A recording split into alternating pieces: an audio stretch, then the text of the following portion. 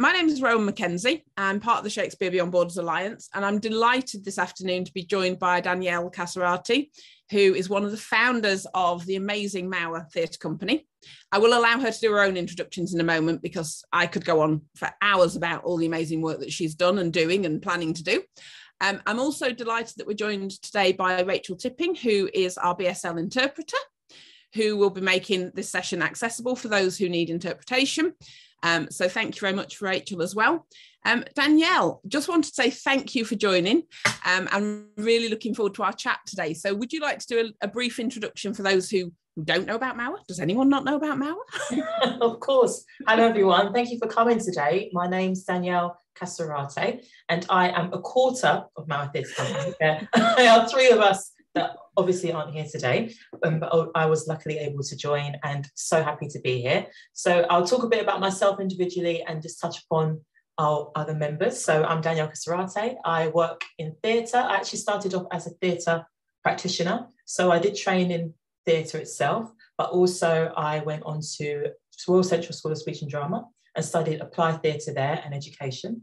And on that course, I went on to work with a company called Haringey Shed, which is about inclusive theatre with young people. And actually, we did a bit of Shakespeare with them. We got to go to Stratford-upon-Avon. So I've got very fond memories of bringing Shakespeare to young people who would not necessarily do it or know much about it, but making it something that everyone can be part of. And after that, I decided actually I still wanted to do a bit of performing myself and dabbled in that and have been luckily able to work as an actor and doing a bit of directing myself now, alongside doing something like MAWA and working with the community. I'm actually off to work with some young people after this Zoom. So it's something I'm very passionate about, is using our skills as creatives for everybody, because that is what I was trained in. And my early experiences of theatre was via school or via youth groups, that sort of thing. So I think it's very important to find a way to merge those two worlds together, that you're not just an actor, like there's so much more to you as a creative. So I'm very passionate about that. And I'm also currently Associate Director and Talent Development at Queen's Theatre in Hornchurch. So I'm based in Essex, brought up in Essex, and it's kind of done a nice full circle moment that I've gone back to my local theatre to work alongside them with Maisey as well. And that's under the umbrella of MAWA. So I have brought up Maisey, so I'll speak of Maisey, wonderful Maisey, who again could be with us today. She is also a fellow creative and actor. We actually met on a job, and that's how we got to be friends. And then obviously she brought me on board for this, so it was her brainchild really, and that's how we all kind of came together, was through Maisey. She's currently resident director on Drifter's Girl and is in rehearsals working on that and that sort of thing at the moment, which is sadly why she can't be here. Also on the team, we have Gabrielle Brooks, who is currently in Get Up, Stand Up, the West End musical, and she was Olivier nominated for that. I thought I'd plug that in there. Wonderful, Gabby. And also she was part of Black Stage. She created Black Stage, which is available on YouTube to watch. It's a resource for people to learn more about how us as creatives in the industry, Black creatives, and as a resource package to really understand how it can be and being in certain situations, that questions that came up throughout the pandemic, really understanding that in our community. And there's more information on that online. And we've got wonderful Jade Samuels as well, who is working currently with China Plate. There's lots of they're actually doing in Birmingham, so that'd be good for people to have a look up and see what they're doing. So that's a very big, long ramble. I kind of touch base on what everyone's doing because they're all doing so many lovely things, but just wanted to give you a little bit about me and about the company overall as individuals. Now that's brilliant. Thanks, Danielle. And I don't think it was a ramble to anyone else. It's great to hear about the work that's going on. And I think for me, it really resonates in terms of that idea of being a creative who not only is an actor, but also engages other people and often engages communities who maybe wouldn't normally engage with theatre. Yeah, exactly. And I think that's very much sort of part of the ethos and the kind of founding principles of why MAWA came to be. So I wonder if you could maybe talk to us a little bit around, actually what made Maisey and the rest of you, kind of come up with this idea of let's create this all Black, all female Shakespeare company, and what brought it to life. Yeah, I kind of touched upon it with Gabby's particular separate project of Black Stage. So 2020 was very much a time where everybody stopped in general. So we all stopped. Creatives were suddenly thinking, how do we keep going? How do we keep creative in these times when there's nothing that we can actually go out and do, because we were all at home. And on top of that, we add the resurgence of the Black Lives Matter movement. And the reason we say resurgence, because it isn't anything new, it's something that's been ongoing. But what happened particularly in 2020 is that everybody stopped and was able to really, it felt really see what us as a Black community have been going through for a long time. And it stemmed into different discussions within the industry about how Black creatives felt and how we haven't felt that we are seen, or that, you know, issues that have come up that they're not listened to. And so it just kind of stemmed and boiled over from that really. And how it came about, like I said, Maisey had this idea for a while, and we all kind of like reached out, or she reached out and vice versa individually, because of all our different skills, and that they all kind of work together perfectly. So I've got some notes as well, so I'll keep on track. And the idea that basically that Shakespeare is something that we all know and that we all learn. It's in the curriculum. So we've all had experience with Shakespeare, whether or not you go to drama school or not, like we know what Shakespeare is. And obviously if you go to drama school, you train in theatre, it's something that we're always taught. We're always taught with Shakespeare. And throughout the years as Black female artists, Black mixed race artists, it was apparent that a lot of us hadn't felt that we have had that chance to really explore roles like that of Shakespeare. And if we are in Shakespeare roles, they tend to be very much the same sort of roles. It will never be to play the queens, or, you know, the people that have more of an arc, more of a journey. The vast range of Shakespeare, the world that world is in, there's so many exciting roles that unfortunately people don't see us being able to play. And that's one of the reasons why MAWA came about, because we wanted to create roles and for other people to see Shakespeare differently, because it still is actually, I think, even now, seen as a certain way. And that's what's great about this festival, is that we're having all these discussions at how Shakespeare can affect other people and what it means to other people, what it means to people with certain accents as well. Like, you know, there's a assumption that you have to sound a certain way to do Shakespeare. So you add that on top of it. So there's lots at play that box in what Shakespeare should be, and that came about from 2020, that we kind of wanted to shake it up and change. Yeah, no, absolutely. And as a practitioner myself, working with communities that, you know, very much probably believed that Shakespeare wasn't for them, yeah. I completely agree. And you know, Shakespeare doesn't need to be in a certain way, a certain methodology. It shouldn't need to be, you know, simply white actors on stage who've all been to drama school. And you know, and absolutely, I think that's one of the great things, certainly from the work I've seen of MAWA, that actually you're kind of inverting that cultural capital of Shakespeare. Yes. And actually, no, Shakespeare belongs to us as well. Yeah. Shakespeare belongs to anyone who is creative and who wants to engage. Yeah. So yeah, no, absolutely. And would this now be a good time to have a look at one of the clips that you've kindly said you'd share with us? Yeah, definitely. I think it'd be good just to have a look. So we decided before the session, everyone listening, that we'd share our first project, What's Past Is Prologue, as part of this interview, just to get a glimpse of what we do. And then I'd kind of unpick them, and Rowan would ask questions, and then we see how we came about, and hopefully you get an idea of what MAWA wants to be in the future. Absolutely. And it's great to be talking to you sort of relatively early in the journey of, you know, that I'm sure is going to be this exciting, you know, trajectory as MAWA continues to grow and flourish. Yeah. So I'm delighted that you've agreed. I think right back from last year when I contacted you, it was like, please, can we talk? Let's have this conversation. Here we are. Exactly. So Matt, are you in a position that you can share the first of the clips from What's Past Is Prologue? Wonderful. Lovely.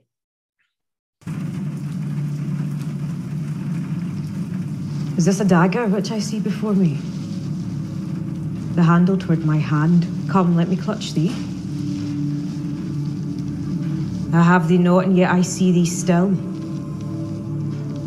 Art thou not, fatal vision, sensible to feeling as to sight? Or art thou but a dagger of the mind? A false creation proceeding from the heat-oppressed brain? I see thee yet in form as palpable as this which now I draw. Thou marshalst me the way that I was going, and such an instrument I was to use. Mine eyes are made the fools of the other senses, or else worth all the rest.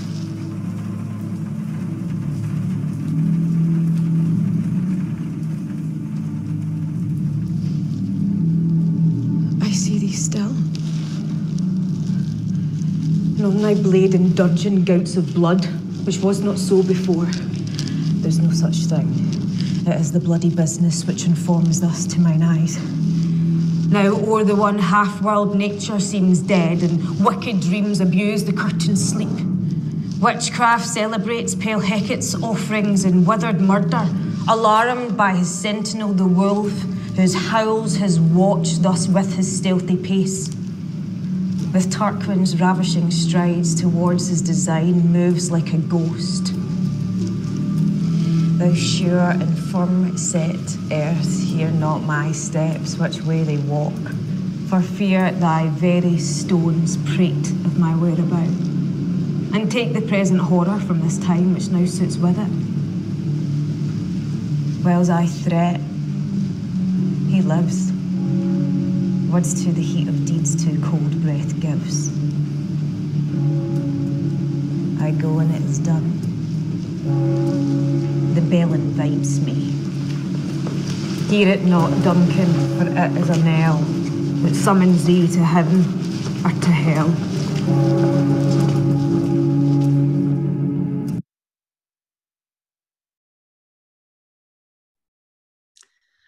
Wow.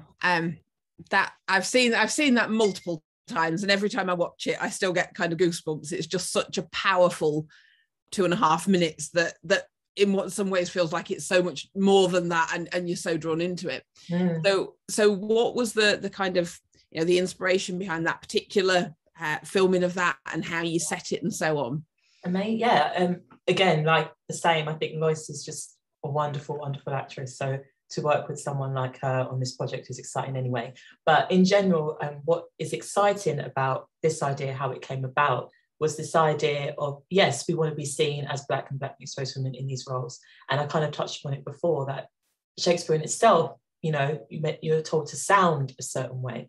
So you don't hear a lot of different accents in Shakespeare, so to speak. So if you add that on top of the fact being Black or Black mixed race, that's a whole other level. Like in general, there's so many versions of Macbeth that we've seen.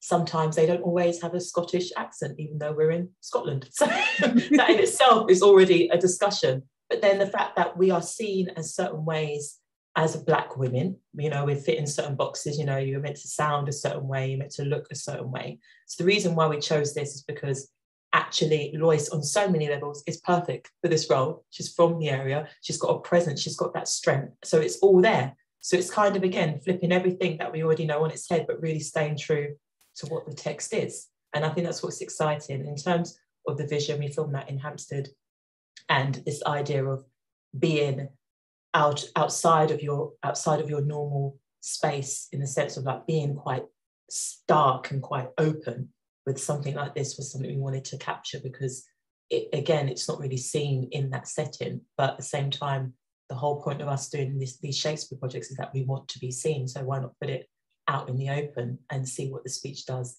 in that sense? So it came about in a discussion of really different accents and how that aids the piece.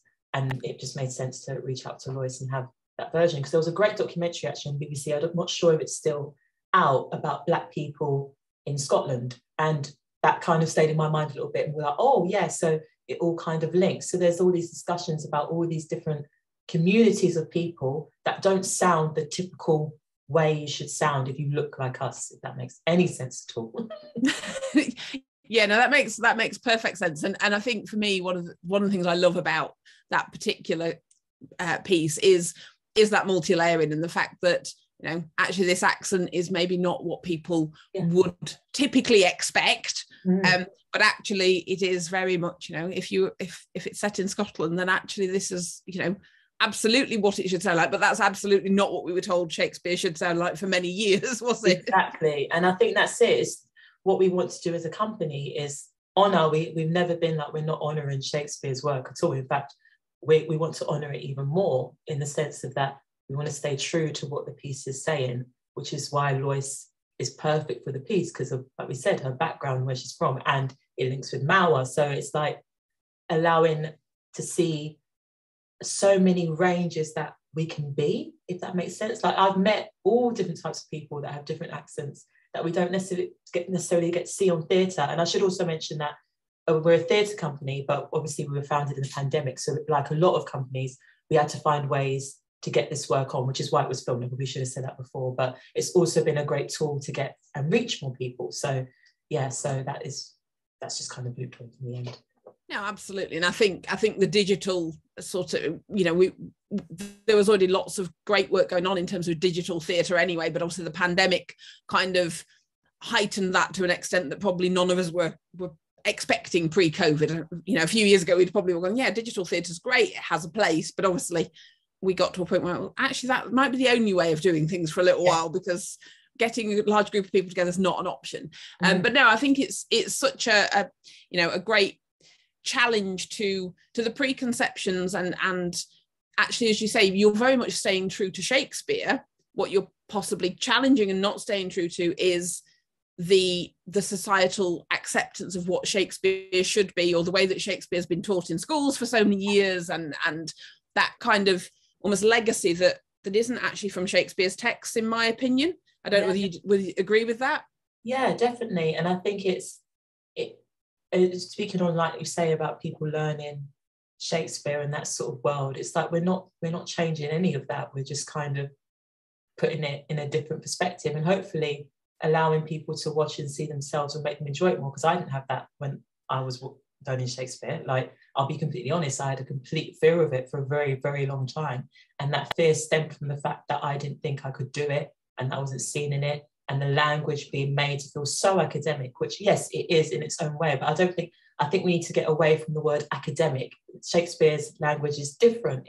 He's created so many words that are now in the English language. Like, it's a form of, I don't want anyone that's not slang, but it's his own version of that in that sense. So it's just also, I think it's important to honour that as well. Like, let's not make Shakespeare so far removed for people that feel they can't do it, because it's so great. And it's one of those things, once it lands and someone explains it to you, it can be really exciting. Yeah, absolutely. And I think that's the thing, isn't it? It shouldn't be this kind of, set apart that only certain people should have access to. But I think sometimes that is the way it feels. And, I grew up as a working class girl in an ex-mining community, and it was like, of course that's not for me, I can't do that. I have no rights to go to the theatre and see this because I don't see people that look like me. And then it's like, oh, actually, absolutely. So no, I think it's an amazing project altogether, and I'm very conscious actually, because I dove straight in because I was so enthusiastic about the Macbeth speech, but in terms of the whole sort of the whole project for Past is Prologue, do you want to talk a little bit about kind of where that came from in terms of the overall project and how your ideas developed? Obviously then you were then sort of developing each individual speech, as you said, like the work with Lois, etc. Of course, and basically it came about, so like we said before, we had to think of ways of getting theatre to reach more people. Monologues is something that is very much used in Shakespeare and people know of, so it made sense to focus on monologues and the idea of how we can make it work for us as MAWA. So there were a range of monologues that you can all be found on the same website that you just saw that on YouTube on the same channel. So we have the Macbeth speech, and we also have another one that will depend on time, hopefully we'll get to show that as well, which is the Porter speech. The reason behind that one is just like Ellen Thomas is wonderful, and it's about joy. And one thing about us as people, as a Black community, is that we love joy. We like lots of people, but I think there's a tendency when a community of people that have felt oppressed, but something that we always strive ourselves on is that being able to carry that joy through. And what I love about this Porter speech is joyous, and it also is in an accent that we understand and that we know, and it's playing with, again, we're not taking away anything at Shakespeare, we're playing with it, and that's the beauty of it. So I love that video in particular. We also have Amelia's speech from Othello, which you'll see. And again, the idea of us as Black women being really, at the end of the day, at the bottom, is what it feels like, and having this speech which is very, like, I was reading back through it today, as a woman, it's way before its time, which really is amazing. That this speech speaks true to lots of women today. There's lots of arguments, regardless of race, who people trying to take ownership of what a woman's voice should be, what they should do with their bodies. That is ongoing till this day. And this woman in this speech is saying, no, actually, this is what I think. And that, as a Black woman, with years of us not really being part of a certain movement, you know, there's feminism, but where do we fit in with that? This speech is brought to a completely different light and different experience when you add a Black woman into this story and into that speech. So that's coming through the Amelia speech. We also had a community video, which is one of my favourites, and it's not because my mum's in it. My mum is in the community video. But the idea of the community video was we wanted to honour our key workers. So a massive part of Black British culture is the fact that obviously lots of Black Jamaican women, West Indian women in general, came and worked here in the UK as nurses. And this community video was from the Nurses Association of Jamaica. They all did a sonnet, and they did one line each. And it was just basically a tribute to them and a tribute to what us as Black women have contributed to this country. And there was also some teachers in there as well, because again, that's another thing we have contributed. And I think, you know, the only thing we know as MAWA is being Black and British in terms of being here. Obviously, we have connections to our own culture, like in general in MAWA, we've got Nigerian heritage, we've got West Indian heritage, we've got Ivorian heritage. So that in itself, I think, captures what Black Britishness is. Like, we live here, we were brought up here, but we also have all these different cultural influences. We also have contributed a lot to British society and British work creatively, and in terms of economically, like, this country wouldn't run without these people. So it is a tribute to them and their work, and also close to home, because like I said, we have family members that are teachers, that are nurses, that have done all of these jobs. And, you know, obviously with the Windrush scandal that happened as well, it can feel a bit like people came here for, you know, a vision for a life. And if we can just give them a little moment to be like, actually, we see you and you're a massive part of this culture too. Like, you're not just a moment, and you should not be forgotten in that sense of being part of this culture. So that's kind of a tribute to them. We have a video that is signed, actually, and that was from Winter's Tale. And that kind of is this idea, Black pregnancies in women and death rates are a lot higher than any other community of people. And that particular speech that is done, again, you can find it on the YouTube channel, is speaking to that. And this idea, again, feeling like we don't have a voice when it comes to that. You know, Black women constantly are saying they're in pain and they're not listened to when they're in hospitals. There's lots of statistics that show that. This is not just us saying we're doing it, but there's evidence to support that. And we wanted to explore that within that speech. And again, they're all classic speeches that mean different things for different people when you take it out of the play, or even you keep it in the play, but that is what it meant for us. So that's kind of a nutshell of the videos that you can see and you can access. Yeah, I think I've done everything. Yeah, brilliant, thank you. And so obviously everybody who's here or watching this video after the event, because obviously you've got access to the Equality Festival page, there is a link directly from there onto your YouTube page, so that it's probably the quickest and easiest way of getting through to those videos. Yes. So that's great. We have had a question that, to be fair, we've just talked through, I think, pretty much. So thanks to Jonah for your question around the piece, how are the pieces and the actors chosen for what's past his prologue, and I think we've talked about that. Yeah. Obviously with the shout out to the fact that your mum was also in the video, which is amazing. I love that. Absolutely great. And I would encourage people to obviously put any questions or comments either in the Q&A or in the chat. I'm going to try multitask. I'm not always the best at it, and I get so wrapped up and enthusiastic that sometimes I forget to read it for a little while. But I think that's, you know, let's make this a sort of collaborative conversation as far as we can through the technology we've got. So I know we're getting some great sort of feedback so far around how great it is to see Macbeth's speech rather than Lady Macbeth. Completely agree. And about one of my mum's favourite stories to tell about my grandma is how she used to quote Shakespeare to anyone on the street, and she was so excited to come to England to talk about Shakespeare. That's just beautiful. Yeah, absolutely. No, and I think I think, you know, from the sort of brief overview you've given us there of those speeches, so much that resonates in terms of, as you say, certainly from my perspective of being a woman and coming from a very, you know, working class background. Obviously, I'm not a Black woman, but those, you know, those conversations about actually, you know, who decides how we should look and how we should sound and what we should do and how our bodies should be. I think that really, really resonates, and I'm sure it will be with a lot of, you know, a lot of the other people that are joining us as well. So no, that's fantastic. I think just taking that for a second, in terms of, obviously one of the challenges that's often put is, you know, Shakespeare, so there is the, you know, the potential issues around, we don't see many strong women roles in Shakespeare. We don't see hardly any Black roles in Black characters in Shakespeare. So, you know, is it a tool of oppression? Is it something that continues to support the idea of the white patriarchy and oppression of marginalized communities and marginalized groups? So what was it, you know, obviously I know Shakespeare's known by everyone or pretty much everyone, but what was it that kind of made you decide, yeah, Shakespeare is the vehicle we do want to use? And how do you tackle those issues of, you know, actually where Shakespeare can be seen to be oppressive, and how do we invert that and make it that actually, no, it's a tool to tackle that oppression? Yeah, I think the beauty with any playwright is, like, I think we've kind of touched upon this before, you write what you know at the time. And lots of things that we see that were written years ago, we're like, oh, a bit of a question mark. And I'm sure the same will be with things that are seen years from now. They'll be like, oh, that's how they used to talk then. That's how they treated each other then. What? That sort of thing. But at the same time, Shakespeare is a brilliant writer. That's it at the end of the day, which is why his work has continued.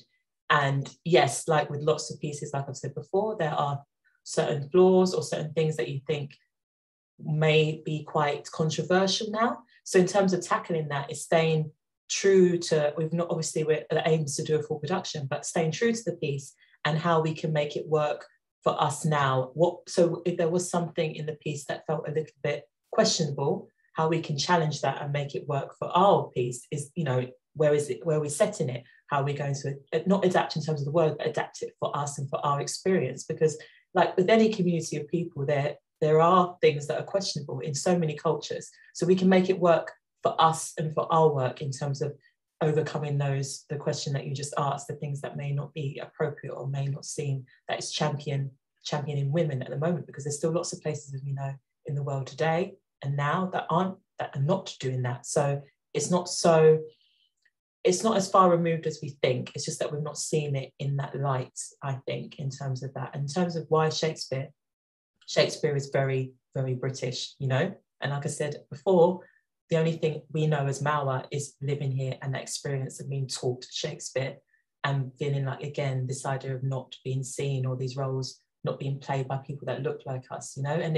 it's still alarming. There's a lot of firsts for Shakespeare. You'll hear things, the first all-Black company of this production, the first person to play this role that happens to be a Black woman or an Asian man or an Asian. There's lots of discussions of it being the first. Even now, when you look at how far we've come on, there should not be discussions about things being the first now with something like Shakespeare. But that's why it makes sense to do MAWA, because it's like, we don't want it to be, yes, we are the first UK's all-female Black Shakespeare company, but we don't want that to be the narrative going forward. It should be opening people's minds to be like, actually, we can play these roles. They don't just have to be for a certain group of people. And hopefully that stems through the industry as well. Like in 2018, Natasha Gordon's Nine Night was the first. She was the first Black British playwright to have a show in the West End ever. She was the first in 2018. So I think it creates a bigger discussion in itself why we choose Shakespeare is British, why we choose Shakespeare, because there's so many roles you can play with, so many plays you can work with. And also the fact we want to change the industry's perspective on us as Black women and creatives in this country, that we have a voice too, and we are here to contribute, so to speak, in great roles and play kings and queens as well, because why not? Yeah, absolutely. And it is shocking, isn't it, that 2018 was, you know, the year that the first Black British playwright had.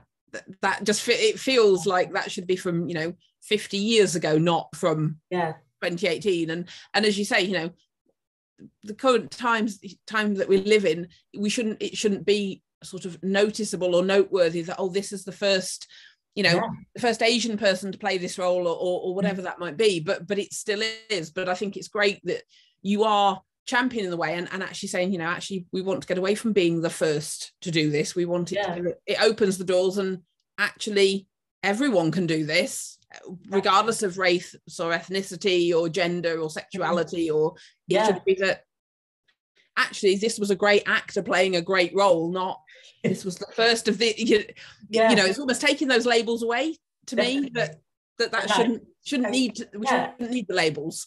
No, and also on the back of Natasha Gordon being the first Black female playwright, by her doing that, that creates a space for people, so Black people playwrights have shown the West End, not in general, sorry, have shown the West End, that encourages people to be like, oh, I can do it. So the sense of like just having her do that and having MAWA be something that is the first, so to speak, will encourage people to be able to do it. So then eventually, like you said, it stops being the first, it just starts being something that just is like, you know, we have this person playing this role and it's not like a role, the first article headlines, you know.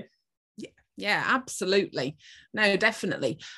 So I'm just conscious in terms of time, would it be good for us to go to a second clip? Because obviously I could talk all day about the amazing work that you do, but I do want to get to see the clips as well. Yeah, maybe if we, because of time, if we just do the last one on the link, if that's okay, Matt, and then we can, is that all right, Matt? I guess it must be. Matt is here somewhere. Yeah, that's fine. Matt is with us.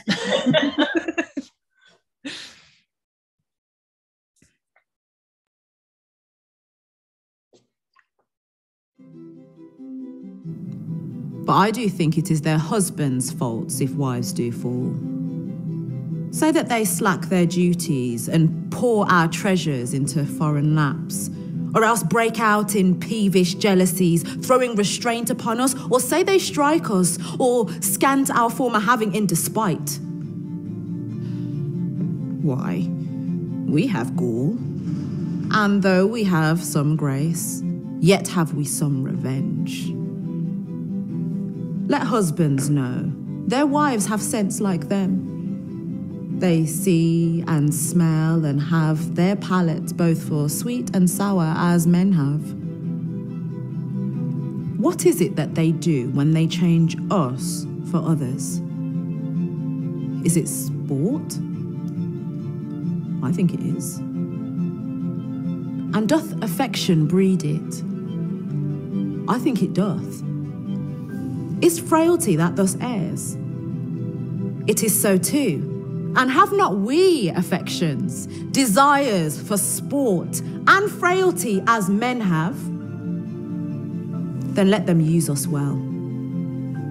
Else let them know the ills we do, their ills instruct us so.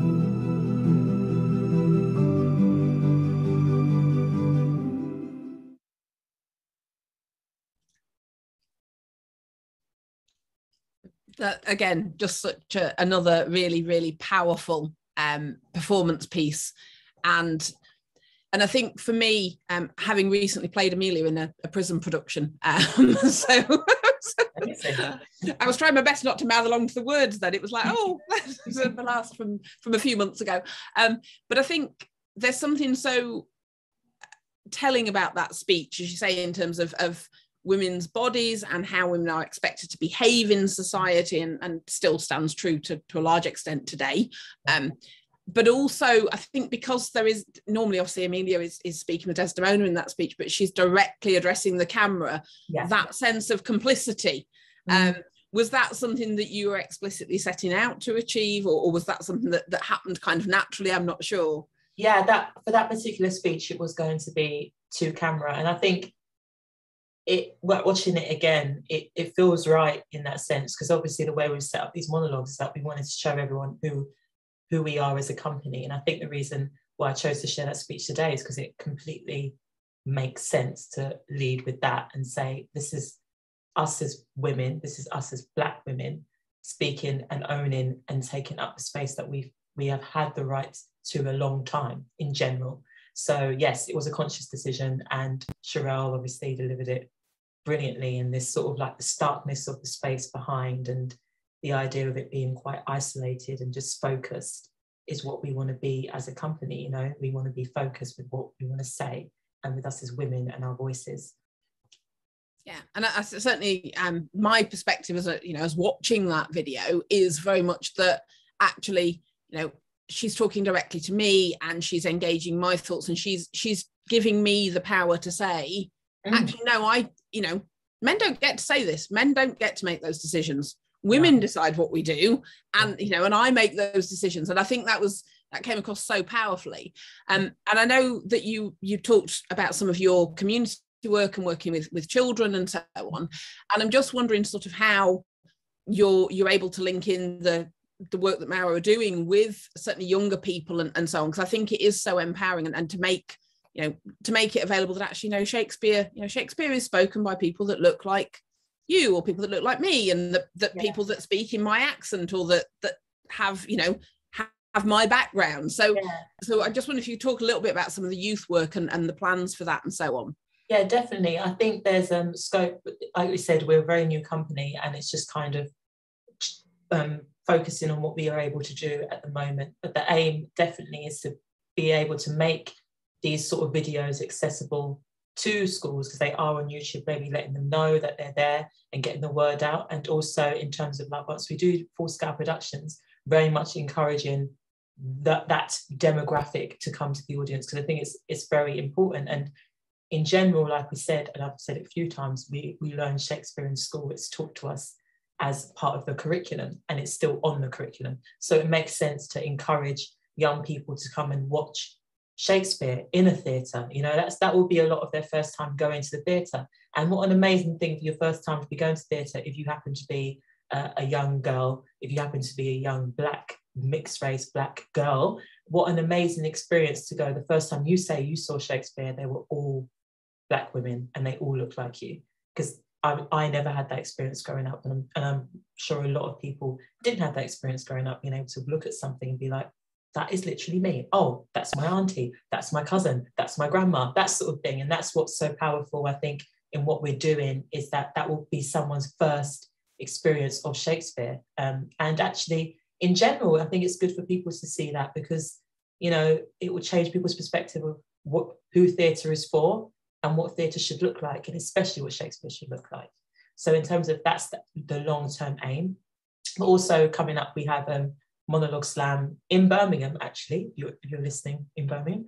And there will be a youth round, which is 16 to 18-year-olds. So that's specifically, again, catering to a younger generation that may just be learning about Shakespeare, or just kind of seeing how to train as an actor, so to speak. So that is a start of putting it out there for young people, that they can come along and audition no matter what their experience, no matter what their level is, and they can just come and do a Shakespeare. So yes, that's the starting point of getting that into younger audiences. Brilliant. And can we find details of the Monologue Slam on your website directly? Because I know Matt's kindly put the website, the webpage details up in the chat, so if anybody wants them. And I know you're also you are active on Twitter, etc. So again, if people want to, I'd encourage people, if you aren't already following MAWA, you should be. That's definitely. Let's be realistic. Please follow us. And the name is the same on Twitter, MAWA Theatre Company. You can find us via that. And information on Monologue Slam, yes, is available on there and on the website. And if you're listening and you are a Black or Black mixed race woman and you want to just give it a go and audition, sign up. Like, there is literally no pressure in terms of what you've done or that sort of thing. Like, we just want to see you and give you an experience to do that. So it's going to be on at Birmingham Hippodrome. I should have said that on the 9th of July is the actual event of the Monologue Slam. So put it in your diaries if you want to come along and support. We'd love to see you. Brilliant. No, absolutely. And I think it's great to hear, because I know how passionate you are about sort of your youth work and the community work. So I think it's great to hear about some of the plans for how you are going to be able to directly link MAWA's work into into those communities. And I think it's wider than simply, young Black girls or Black mixed race girls coming to see. But I think it's also, it's white children coming to see this and saying, actually, Shakespeare is much more diverse than maybe I thought it was when I was 14 and I was learning it at school, or, and I was doing the opening people's mind to it. And I should have said we've got a short course on Essential in the the summer as well, which you can find on the Central School of Speech and Drama, which will be on their website. And it's a short course working across different cultures in terms of Shakespeare. So people will be exploring East Asian, South Asian, and of course us as MAWA in Shakespeare. And it's kind of like what you said, like Shakespeare again, doesn't matter where you're from, like you can see it just differently. And that would be great for us to be part of, and we've helped create that course. And it will be over a series of days for people to explore and learn what it's like to do Shakespeare in your body, in terms of, yes, this is what it's like for me as Danielle to do Shakespeare as a Black woman from Essex with Jamaican Ivorian heritage, but that's not going to be the same for somebody else. So it's that is very much about helping the community understand that all we're doing is taking ownership of it from our perspective. And this course is, our section of the course is about that. It's about your identity within Shakespeare, not forming or morphing yourself into what we think it is. So that's on Essential. I should have said that. Yes. No, absolutely. And I mean, for me, this just resonates so much with my own, perspectives on Shakespeare, that it's not about, if you want to do Shakespeare, you need to learn to speak in a particular accent and to stand in a certain way. And you must be, only classically trained actors can do Shakespeare. It's like, no, actually, 5-year-old children can do Shakespeare, and 90-year-old men can do Shakespeare. And yeah. I had a guy in one of my prisons recently who's just done a creative workshops course with me. He turned 90 during the course, and he'd been scared of Shakespeare all his life. Wow. And he stood up and performed one of Hamlet's soliloquies at the end and said, "This has changed my life, because actually I've learned that I can do this." And I was like, I'm really sorry it took you to get to 90 to get to that, but I'm really pleased that we did it at some stage. Yeah, I think it's about enmeshing Shakespeare with your own lived experiences and your own cultural heritage, and not saying, Shakespeare needs to look and sound in a particular fashion, isn't it? Exactly. So I'm just looking down, trying to keep a rough eye on chat and things as well. And I know Paul's mentioned about saying brilliant to hear about your work. And do you know about Deborah Ann Bird or Lisa Volpe in the US? Lisa ran the LA Women's Shakespeare Company for 20 years, and Deborah Ann produces all-female shows in Harlem, has an amazing one-woman show about playing Othello. Oh my gosh, that sounds incredible. I'm saving the chat as we speak. I do not know. Thank you for sharing. Absolutely. No, it's always good to connect people with other amazing people. Yeah. And we can definitely get you a copy of the chat. Don't panic. Oh, we can share that with you. Not a problem at all. So I'm just thinking in terms of, obviously, we've seen a couple of examples of the wonderful work that MAWA have done so far, and really excited, and we'll talk a little bit about your forthcoming project in a minute, because that just looks fascinating. But if you can maybe talk a little bit about sort of the artistic process in terms of how, obviously you'd chosen the monologues and you decided which ones you wanted to look at, but then what did that kind of process look like, getting it from the stage of this is a Shakespeare piece we're doing to those videos that we've just seen? Yeah, the artistic process was more to like we said, we had to kind of delve into what we are as a company, what we want to say. And one thing that was very important to us is that they were all directed by Black or Black mixed race women. So we went out of our way to source directors that reflect the work that we've done and that we appreciate. So part of it was making sure that we got the right team on board.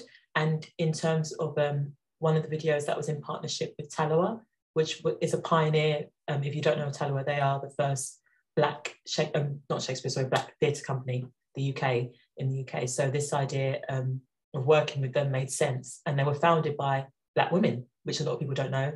So it was kind of a tribute to them. And that was the video that Lois was part of. So that was in partnership with Taloa.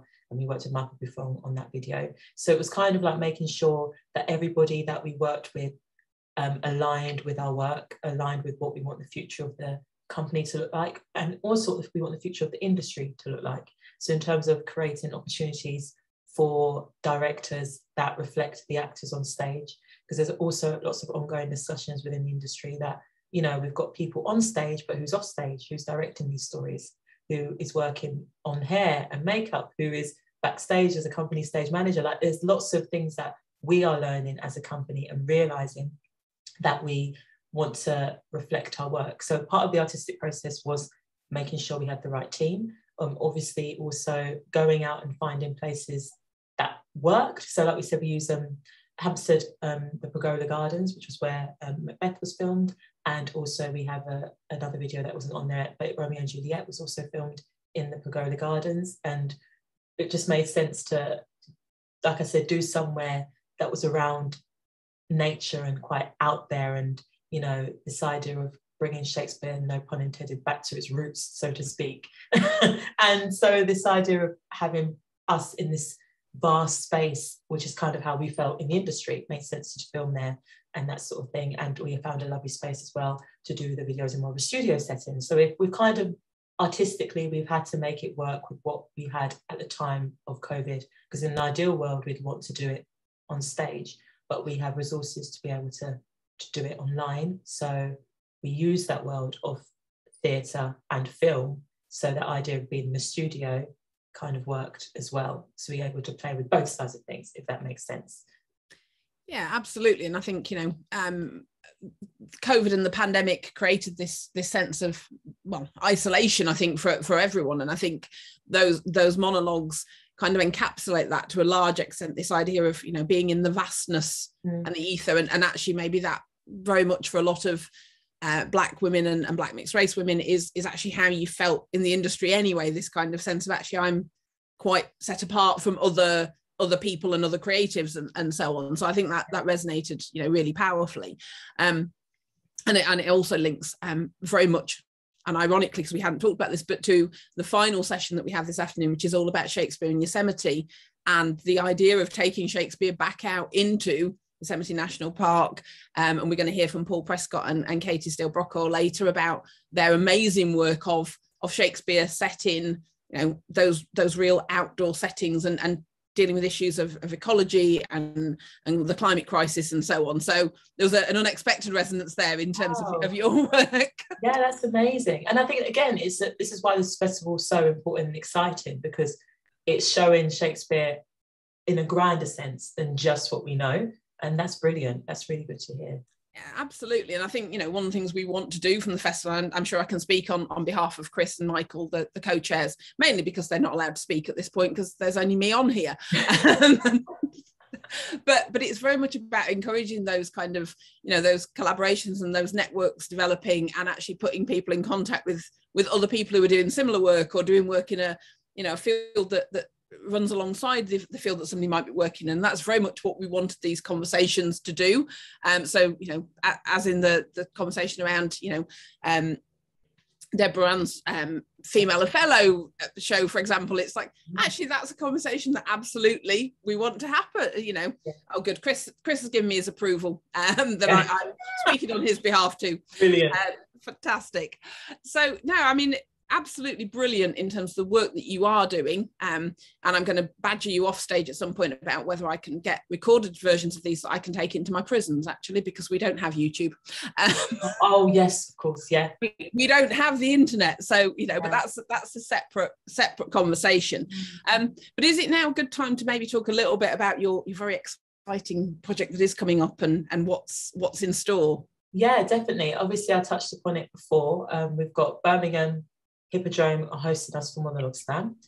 So the idea, if you don't know what Monologue Slam is, then there's other versions. Triforce have done a lot over the years. They were in London, Birmingham, Manchester, and basically it's a way for creatives to audition in a 3-minute round or a 1-minute round, and they can do a speech, and there's a panel of judges. We've got some exciting panel of judges. If you follow us on Twitter and on all that social media world, which I'm terrible at, I really try and be better at it. So I need to make sure I push for that so other people can follow and remember to follow us. But yes, we've got an exciting panel, all Midlands based, as well as some people from London, to be able to judge people and like give them the opportunity to just like stand in a professional setting. And also it's just going to be exciting to hear all these speeches in one night. So the idea, you can do a Shakespeare speech or a classical speech in that era. We also have, like I said, the Shakespeare short course on at Central School of Speech and Drama, which can be found on their website.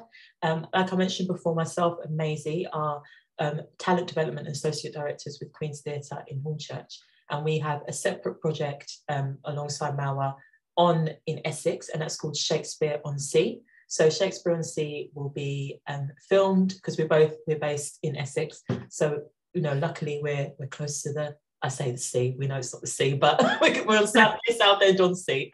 So we're near water, and it's the idea of we're just exploring how us as Black women, being from Essex as well, you know, what that means. So that's, again, it's kind of like what I've been saying throughout this conversation, is that, you know, Shakespeare means something to all different people. So we're able to look at it from the Essex gaze now, which is quite exciting, especially, like I said, I'm from here, I was brought up here, and that sort of thing. So we've got that coming up as part of the Blueprint Festival, which will also be filmed. So those videos will be available, and I'll pass them on to you, Rowan, so you can pass them on to other people, and you'll get to see a bit more of the Essex accent in there, and out of bodies and complexions you've not seen before, really using that and doing Shakespeare. It's so exciting. So that's that, and I think that's kind of I'm making sure I'm not missed anything else. That's what we can go into at the moment, and the idea is that we will be definitely doing something closer to home in London as well. But what is great, and I think kind of links on with what I was saying about the first video with Lois, that regional theatre and regional actors, you know, sometimes there's a tendency that everything is London, if you're a creative. And what's quite exciting, I think, for us as MAWA, that we are launching our first in-person event in Birmingham. So that is something that means a lot to Jade, who's obviously from there, but also for me, that I've worked in Birmingham. I had the opportunity to work there, and I think it's exciting to be able to be somewhere that's from near London or just out of London, to see actually regional theatre is a lot more bold with choices they make, and the audiences they bring in will reflect also a lot of the work that we want to put on for that particular audience. So that's what's really exciting, is that we are launching our first in-person, you know, at a regional theatre, and a theatre that I've loved and worked with, and that's been supported throughout our MAWA journey, actually. So that's exciting. Yeah, no, absolutely. And I think that's the thing, isn't it? It's you know, it's decentralizing some of those kind of, you know, everything has to happen in a certain way, and it has to be in a certain location, it has to be done in a certain fashion, and it's kind of, no, actually, and certainly some of the most amazing theatre doesn't necessarily just happen in London. Yeah, exactly. And it doesn't just happen with, you know, the stereotypical white actors and so on. And that's absolutely fascinating. And I'm hoping that everybody who's watching this will be fired up to be, you know, following you and seeing what is happening. And I'm sure there will be an awful lot of people waiting for your first in-person theatre production. And that will sell out, I'm sure, within days. So I'm just thinking, in terms of, obviously we talked about, you know, lots of stuff today, and really appreciate your time, Danielle. I know how busy you all are, and so to get an hour to talk to you has been a real privilege. But I guess, you know, if you were talking not just to Black women or to Black mixed race women, but, you know, to anyone who feels that their voices aren't being heard, or their identity isn't being seen, you know, what kind of advice would you give to somebody in terms of, you know, accessing theatre or Shakespeare, whether that be as an audience member or as, you know, as you say, maybe as an actor, but also, you know, actually I want to be in wardrobe, or I want to be in lighting or sound, or any of the other, you know, myriad of roles that we have in the theatre? Yeah, I think it's a really good question. It's actually a hard one to answer, because a lot of it feels like there's still a lot of room for things to change. But I would say find companies like MAWA and reach out, find what your local theatre is, your local drama school, and just have a feel of like, is this something I want to explore? Is this something I want to do? I think I would always say, just do it. I think it's the sort of thing, like, if you feel that you want to give it a go, and at the same time you feel like, oh, is it really for me? Just try. Because if you don't try, you don't know. And I think that's the thing with MAWA. We just have to try and see if it will work, and see if we can do it, because at the end of the day, we were all individually in different places in our career. We all collectively, individually had a similar experience, even though we're all very different creatives or different performers. We all had a similar experience, but if we didn't do it, then we don't know who would. And sometimes that can be, I was talking to a friend about it today actually, sometimes that can be quite exhausting to be like, we almost have to be the vehicle for our own change. But at the same time, there's rewards that come with that. If you are the person that's like, I really want to work in wardrobe, but I don't know how to get in, I don't know who to contact.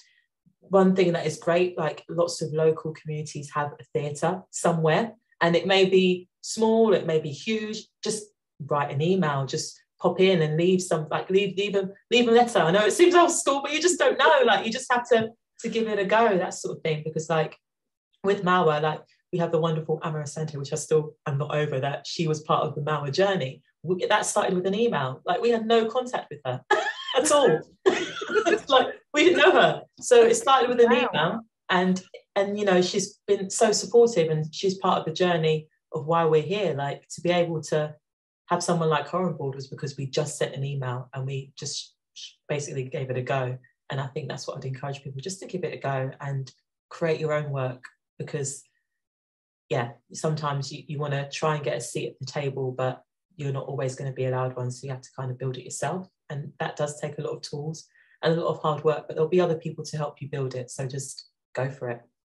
Yeah, absolutely. And I think, you know, I think that's the thing, isn't it? I think it is challenging when you are the kind of trailblazer and the one that's that's kind of saying, actually, you know, we want the industry to change. So the only way we can make it change is to actually affect those changes ourselves. But actually that does get to be very exhausting. But I think I'd like to think that actually there's becoming an increasing awareness of those issues, and actually increasing amounts of support.